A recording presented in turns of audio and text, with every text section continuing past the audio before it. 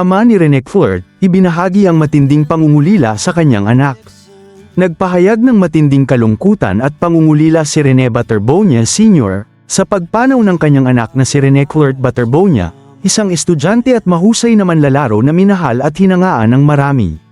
Sa isang panayam, ibinahagi ng ama ang mga alaala at katangian ng kanyang anak na hinding-hindi niya malilimutan.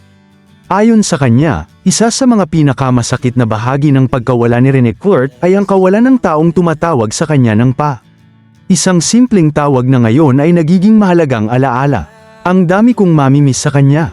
Yung uuwi siya na maraming maghahanap sa kanya. Halos hindi siya makatambay sa bahay kasi ang daming magyayaya.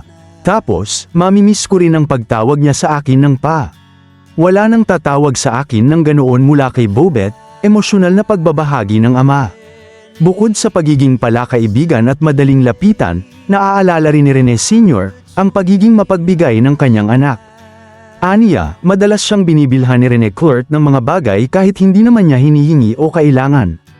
At minsan may mga bagay na gusto niyang bilhin para sa akin, tapos di ko naman gusto, di naman importante sa akin.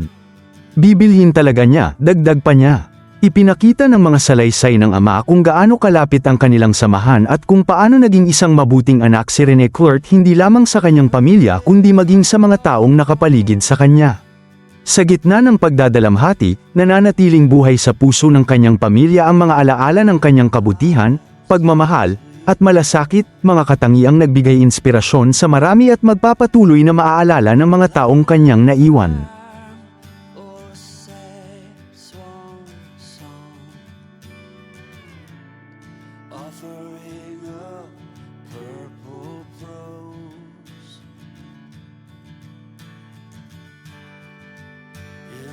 Fire